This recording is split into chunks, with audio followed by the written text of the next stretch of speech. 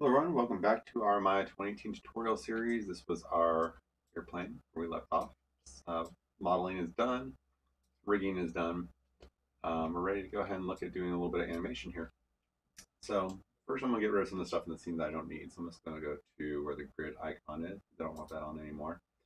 And let's get rid of some of this other stuff here. So I'm just going to do show none and just do show,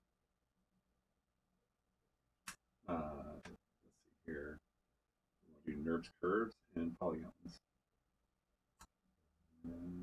Polygons. Sorry, a little bit early in the morning for me. NURBS curves. There we go. I don't want those extra bits showing right now. Okay, so let's go ahead and bring in just a plane, not an airplane, but a ground plane. And it popped into the middle here. So I hit buffer scale. I'll scale this up so that is about that big. It's good. And I'm going to put it where it's just like so. And I'm going to go to vertex mode. I'm just going to drag this end bit kind of down over here. About that long. That works. Okay. So what I want to do is I just want to create first a little bob of this, like so, pretending that this plane here is water. Um, and if I want to, I can actually just attach in a little new shader for it and give it the illusion of water. That will kind of help me visualize. So let's go ahead and just do that. Assign favorite material, and we'll call this one, we'll do a blend this time. And I'll make it to where the blend has blue kind of cast to it. Then I'll ramp the transparency up so that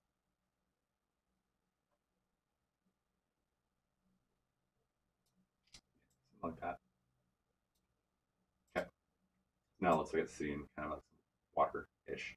I will be replacing this a little bit later on with more of an ocean shader, but this will just help me for my simplistic portion of this animation. Okay, so to start out some animation, I'm going to make sure that the time sliders not over here at 64. I want this to be at frame 1 with my master control selected. I'm going to hit S. That will keyframe this control curve. And if I open up the channel box, you'll see that all the channels now have red next to them telling you that they've all been keyframed. Now you can keyframe these individually if you don't want to have everything in here keyframed. Sometimes it's considered sloppy animation because it animates things that aren't necessarily being animated. Or at least it puts down a keyframe animation that there's things that are need to be animated, which if there's constraints going on and they're not locked, this can break them. But since we don't have any constraints on our controllers, I don't have to worry about that. And I don't really feel that I need to go through here and do something like key selected every single time for one attribute. Okay, so let's go ahead and just move forward anyways here. So where we got our first keyframe here. So this saved our current location of our airplane. So what I'm going to do is kind of work on making this thing look like Bobby in the water. So on frame 20, I'll just drag this to the left until I get to the frame 20, or you can just click on it. And I'm just going to now push this down in the water as if it's bobbing a little bit. S. And then on frame 30, I want this to come back up to where it was. So I'm gonna, and you know what? Let's actually, let's push this one back to frame 10. So as all it is, just hold down shift, drag left mouse button over the keyframe, and I'm just going to move this back to frame 10. So in 10 frames, it sinks down. And then I'm going to select the first frame over here. And this is called kind of like copy and pasting keyframes, because right now it's on frame 1, right?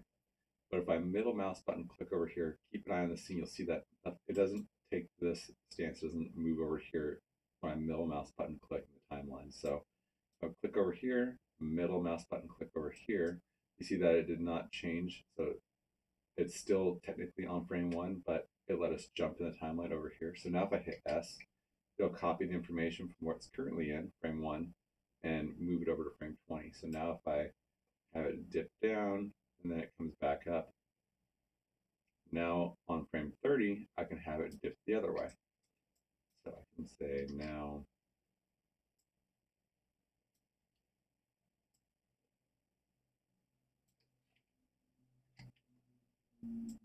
so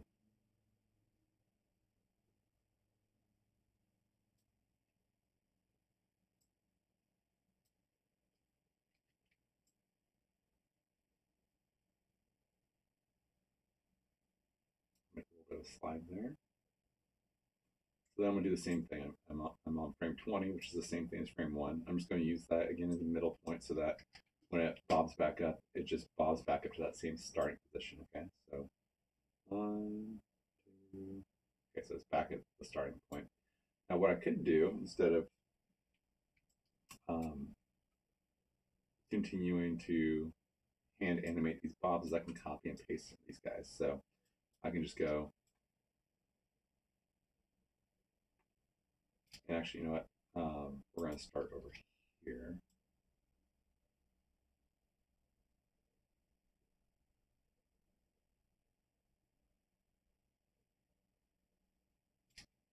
Oops.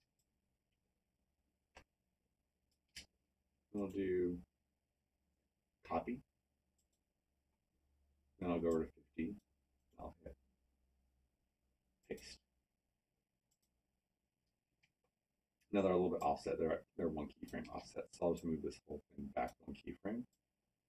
And there we go. It's back into it. Okay. So that looks pretty good. Let's go ahead and press the timeline and see what that looks like. Okay, it's a little bit fast.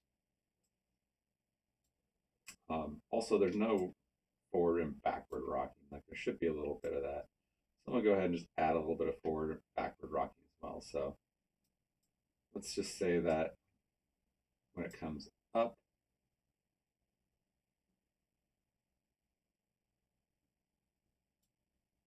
I want to rock back just a little bit. So I'm just gonna give a little bit of rock.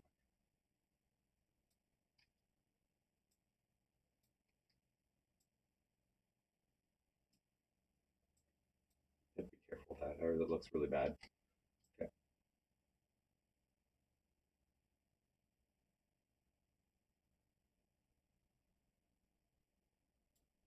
So again, a little bit of rock. Maybe on the dip down this time, I'll have it tilt forward a little bit as well. I'm just hitting S to override those keyframes. So it's in the current position, just adding a little bit of extra value to it so it looks a little bit more realistic.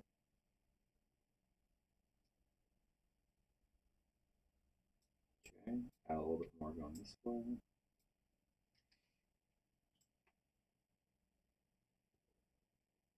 Okay, so that looks pretty good.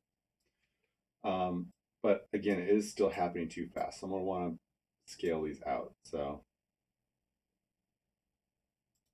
to do that, I'm going to scale all the keyframes going out further. Now, you don't want to do this until you're completely happy with the way it looks as far as the animation positions goes. Because once you scale this out, it'll start to put them in decimal places. So you see how these are all whole numbers, 70, 80. And if you zoomed in, you see these are all 1, 2, 3, 4. When you scale them, they'll start to be frame 1.3, and it makes it to where overriding those keyframes becomes much more difficult. There are ways of overriding them or rewriting them, but just be careful when you're doing this part because this can be a little bit frustrating if you don't know what you're doing. So we're going to hold down Shift, left mouse button drag over this entire section here, so they are all now highlighted. And I'm going to scale them out to 120. I'll make it to where this whole thing, these bobs all happened over the course of about 5 seconds. Okay.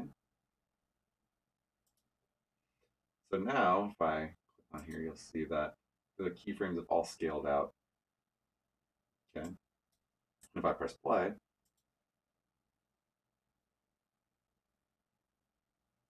looks a little bit more smooth. Okay, still a little bit of toy looking, but it is a toy airplane, so what do you expect? Okay, so the next bit is a takeoff, and the takeoff is pretty straightforward. Has a little bit of tweaks we'll make along the way, but not too bad. So we're going to go open up our timeline. Right now it's at 120. Let's go ahead and bring this open to 200. And let's say that from frame 120, where it's currently at frame 200, I'm going to have it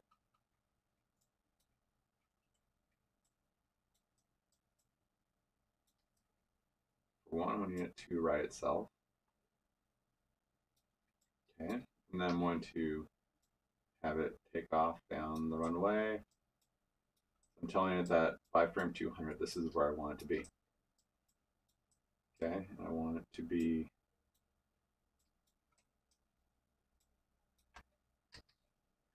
airborne and tilt it back a little bit. Okay, and I'll hit S for keyframe, and let's see how that looks and decide what changes we need. Okay, so I press play. You see right away it just takes off, which that doesn't really work too well. Airplanes don't just take off airborne right from the go, right? So what we're going to do, for one, is that the takeoff speed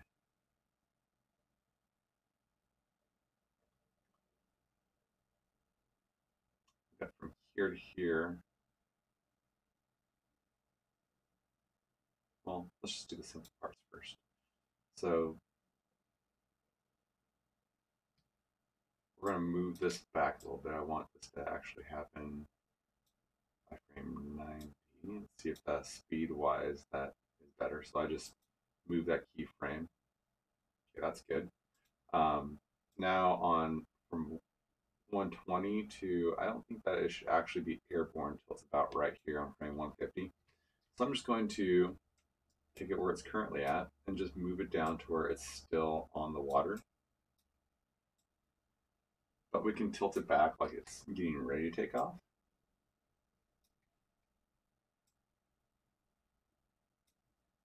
Maybe just its tail bits of the pontoon are still in the water. Okay, I'll hit S for keyframe, and there we go. So let's go ahead and see what that looks like. Press play. There we go. Now it's taken off. That's good. Okay. So we have a takeoff. Now let's talk about having a bank. So like let's say that, well, we'll have a gain altitude, then we'll have a bank. So we'll say from 190 to 250. We're going to have it, and actually we're going to say, let's keep it with these increments between these spots here. So it's from 150 to 190. We had to go from water to airborne, so let's go from 190 to 130. And this is just for me. You guys can have yours be whatever you want, but and actually before I even do that, the distance that mine covered from takeoff was back over in here. So that means that this section should be at least over in here. So you got, when you're dealing with airplanes and stuff that's moving, you got to keep the velocity. And sometimes you use other methods to make that velocity consistent. But since I'm hand animating, I have to kind of do it by eye and make some tweaks along the way.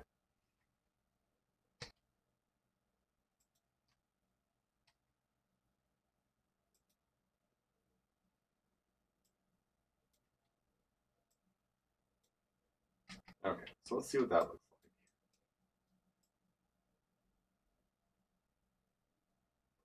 I think velocity-wise, that looks right. Let's press play and see.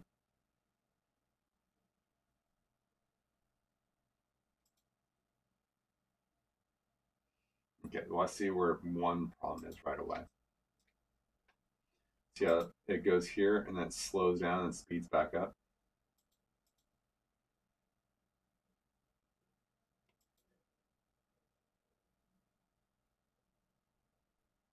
Okay. I think that this is probably has something to do with the ease in, ease out method that Maya uses. So this might be either one of two things. One, that we need to break the tangents here, or I just need to move the keyframe.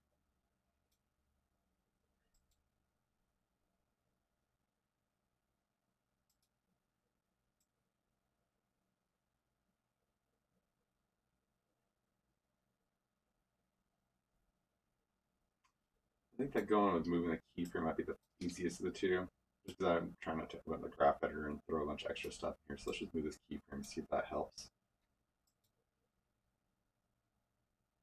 Yeah, that helped. Okay. Graph editor could have worked too just fine. And actually, I could have moved the keyframe in the graph editor, but just to keep things a little bit more simple for now. Okay, so that looks good. Now banking. Let's go ahead and throw in one extra plane here. This one will be just so that we have some frame of reference going on here. Otherwise, having something banking out in the middle of nowhere kind of is a little confusing visually. Okay, so this part here is a little bit more tricky. Let's go ahead and go to frame 300, and let's bring this up to 190, narrowing down my timeline here. And you can just drag this bit here and do that manually if you wanted to. Okay, so what I want to do is from frame 230 is I want to, let's say, by frame, we're doing 40 frame increments, right? So this would be 270. I want this to be, needs to be going forward still. So it goes about that far forward and to the side. So somewhere over here. Okay, S. You see how it's just immediately going over here to the, it's taking the shortest path here, but it means that it's not, that's not a natural flow. You can see how it's going straight and also it's like that direction, right? For one, let's also make it to where this is facing the right way. So I want it to be facing this way, slightly banking like that, right?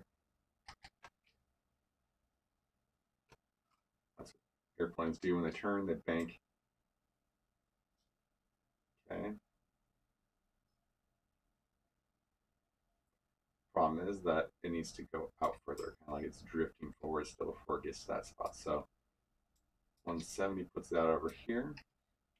One to have it go, oops, it needs to go back over here at one. So let's say somewhere in the in-betweens. So 250, that's kind of halfway, right? I'm going to push it back over here and a little bit forward. Let's see what that does for us. Make sure it's not drifting past the center line. Oh, yeah, I was drifting past the center line. Okay, so this actually has to go back that way. No, actually, let's keep it centered.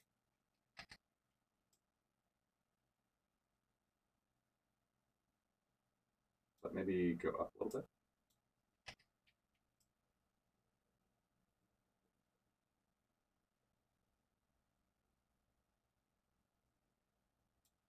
I think this needs to happen a little bit over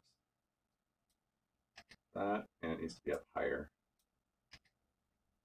Oops. Yeah, I think that was not on the right keyframe. Up higher. Okay, so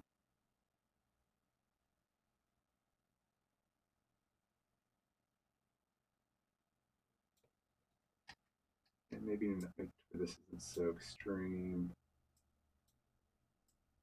Maybe just have it doing something like that over at that keyframe.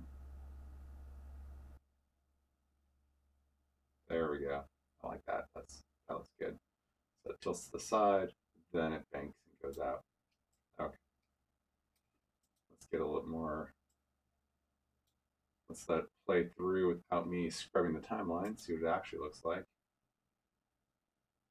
so some of that looks good. Some of it's still kind of jittery because the velocity is being broken up based off my keyframes. So I'll have to go through and manually move some of this stuff around. So it goes from here. So it's where these keyframes are really close together that's causing a little bit of a jitter, right? Okay, so this might be a good spot to bring in the graph editor and edit some of this stuff. So let's go to the graph editor, split this up, go to panels, panel, and graph editor. Okay. And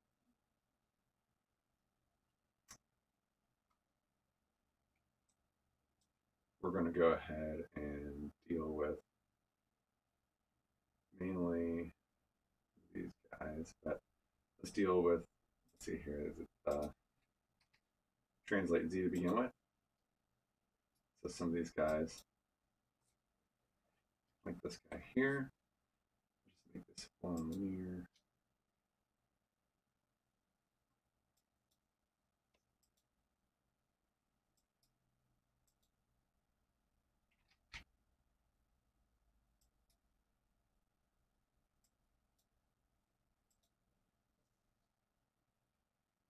Okay, let's see how much that helped us out. Okay, it looks like this one right here is the problem child now.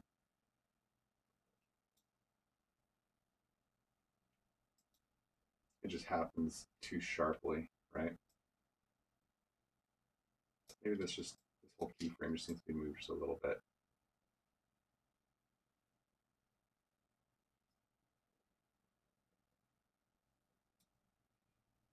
See how that looks.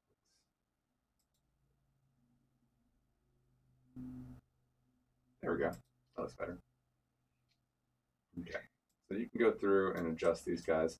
So basically what you're wanting to make sure you're doing here is if, for instance, with this guy, I'll focus on this one.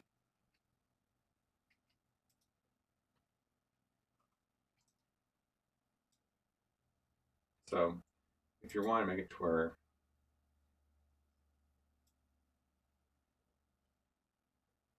yeah, it has like a hop up here.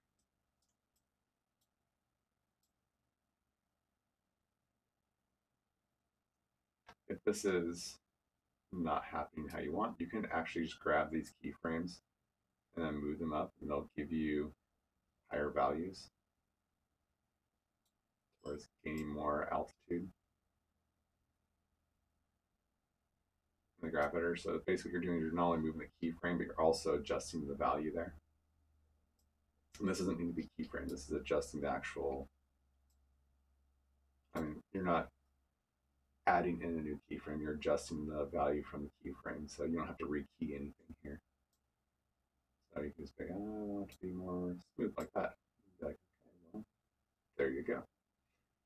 Okay, so we are over 20 minutes, and this is going to end the animation portion because we can spend lots of time going here and drilling the animation, but I mainly want to show you guys just how to create a bob, create a takeoff sequence, and then how to make the plane bank, some of the more complex things of dealing with an airplane animation. So there's our bob, and it's taken off, and it's airborne, and then it is banking to the left and taken off. Cool. All right, so in the next lesson, we're going to work on doing some environment stuff for our airplane and then do some camera setups. So thanks for watching. I'll see you guys in the next lesson.